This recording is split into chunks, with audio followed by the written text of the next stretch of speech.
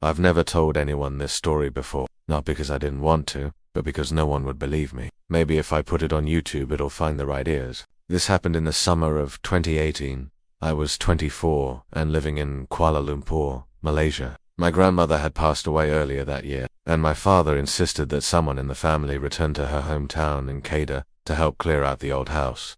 No one wanted to go. That house had a reputation, whispers of curses, disappearances, hantu sightings. But I was the eldest grandchild, and I wanted to prove I wasn't afraid of old village stories. The village was called Kampung Sungai Demar, a place so small you wouldn't find it on a standard map. Surrounded by thick jungle and vast banana groves, it felt frozen in time. No internet, spotty mobile signal, the kind of place where people still left offerings at the foot of trees and war charms to ward off evil spirit. The moment I arrived I felt off, not scared-juiced. The air was heavy, still even the birds didn't make much noise. The house sat at the end of a dirt path, with banana trees growing tall around it. I recognized it from childhood, same rusted zinc roof, same wooden walls stained with time. Only now it looked deflated, like the house was trying to collapse into itself.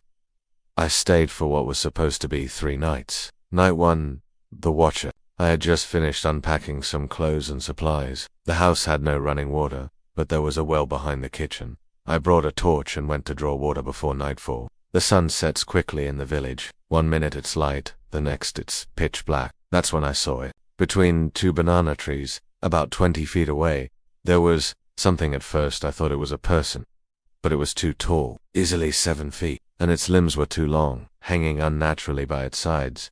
It wasn't moving, just standing there, watching me. I froze. I flashed my torch directly at it. Nothing. It was gone. Just trees and silence. I convinced myself it was a trick of the light and hurried back in, locking the wooden door behind me. That night I couldn't sleep. There was a tapping sound, slow, rhythmic, like knuckles on wood. Tap, tap, tap. It was coming from the window near my bed. I didn't check. I pulled the blanket over my head like I was 10 years old and waited for morning. Day 2, the villagers know. I went to the small sundry shop in the morning to grab canned food and batteries. The shopkeeper, an old Chinese uncle named Mr. Lim, recognized me immediately. "Hey, you're Mariam's grandson," he said, placing 2 cans of sardines on the counter. "You shouldn't be staying in that house." I asked him what he meant, but he only shook his head. They warned her. She didn't listen. I pressed him for more, and he finally told me the story. Apparently, when my grandmother was in her 20s, she had cut down a banana tree at the edge of the grove to make room for her garden. That tree, he said, was known to house a Pinangu, a guardian spirit.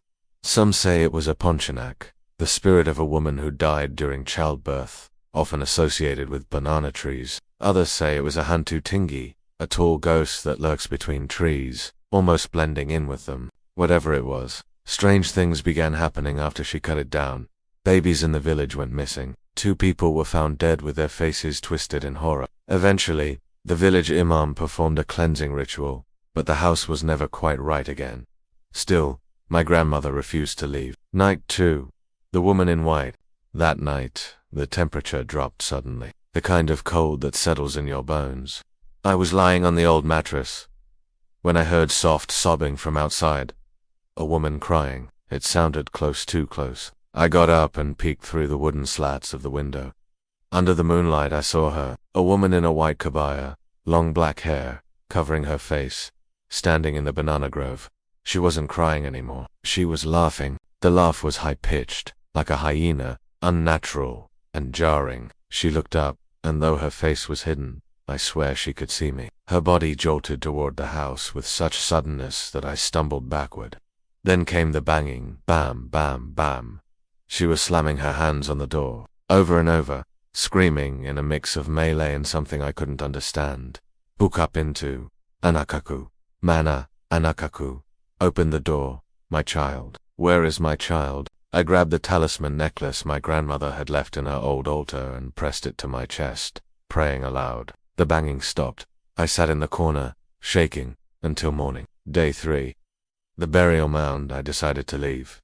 Enough was enough. I packed my bags and went to say goodbye to Mr. Lim. He handed me a banana leaf package and told me, "If you must go back, place this at the back of the house, under the tree that casts no shadow." What the hell does that mean? I asked. He didn't answer. When I got back, I walked around the house. searching for a tree with no shadow. That's when I noticed a patch of land behind the house where nothing grew.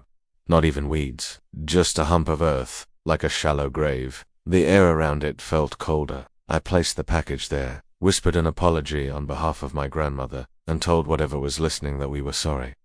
That we wanted peace.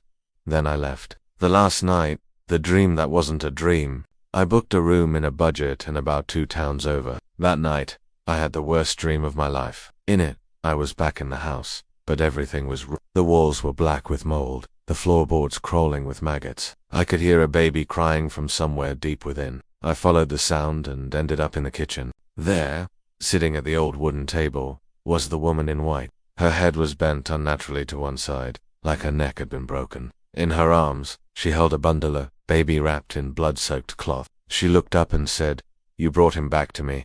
Now let me return the favor."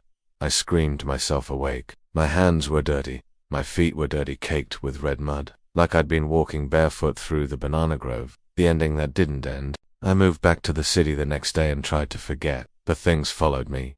Shadows moving in mirrors, whispers in the corner of rooms. I even found banana leaves under my pillow once. I reached out to a Bomoa Malay shaman in KL. He came to my apartment, looked around, and told me, "The door is still open. You need to close it." He performed a ritual, burned incense, chanted prayers. After that, the disturbances stopped. Mostly. Sometimes, when I walk past a tree-lined street at night, I still feel eyes on me, or hear a woman crying behind me. I don't turn around anymore. Epilogue: the house in Kampung Sungai Damar is still there. No one lives in it. The village kids dare each other to go near it after dark. Some say they've seen a tall figure standing between the banana trees. Others say they hear a woman crying and calling for her child. My father tried to sell the land. No one will buy it. Now you know why. So if you ever visit rural Malaysia or any part of Southeast Asia, never cut down a banana tree without asking permission. And if you see a woman in white crying in the forest, don't look at her face.